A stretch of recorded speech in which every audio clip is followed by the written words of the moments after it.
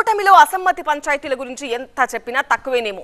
ఓ చోట అసంతృప్తి చల్లార్చాం అని సంతోషించేలోపే మరో చోట రాజుకుంటోంది. అధినాయకత్వం ప్రయత్నాలు చేస్తోంది, కానీ అవేవి ఓ ముగింపుకు రావడం లేదు. ఇంతకీ టీడీపీకి తలనొప్పిగా మారిన ఆ నియోజకవర్గాలు ఏవి? ఉత్తరాంధ్రలో ఉడుకుతున్న సైకిల్, చిత్తూరులో కూటమిలో కుదుపులు,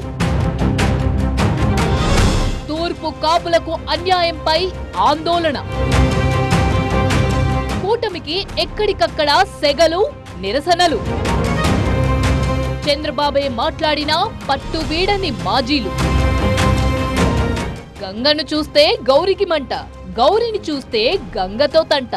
ఇది కూటమి నేతల తీరు. ప్రచారం చేసుకోవాలా, పిలిచి సర్దుబాట్లు చేయాలా అనే డైలమాలో అధినాయకులు. ఎంత ప్రయత్నించినా ఈ తగువులు మాత్రం తీరడం లేదు.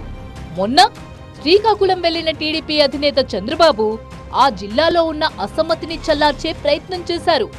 గుండా లక్ష్మి, గుండా అప్పల సూర్యనారాయణను పిలిపించారు.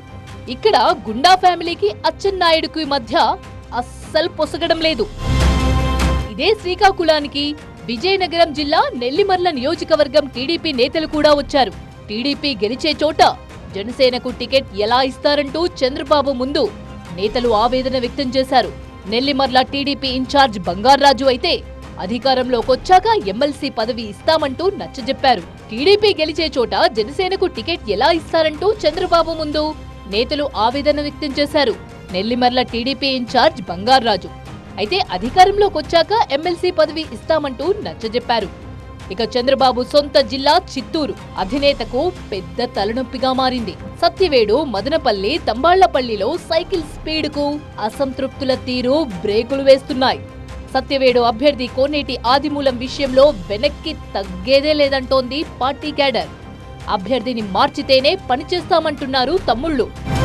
మదనపల్లెలోనూ ఇదే పంచాయతీ నడుస్తోంది. ఈ టికెట్ను షాజహాన్ బాషాకు ఇవ్వడంపై కూటమి నుంచి వ్యతిరేకత వస్తోంది. వైసీపీ ఎమ్మెల్యే నవాజ్ బాషాకు సొంత అన్న అయిన షాజహాన్ కు టికెట్ ఇవ్వడమేంటంటూ దుమ్మాలపాటి రమేష్ తప్పుబడుతున్నారు. మదనపల్లి టికెట్ ఆశించిన జనసేన రాయలసీమ కో కన్వీనర్ రామ్దాస్ చౌదరి కూడా ఈ విషయంపై అసంతృప్తితో ఉన్నారు.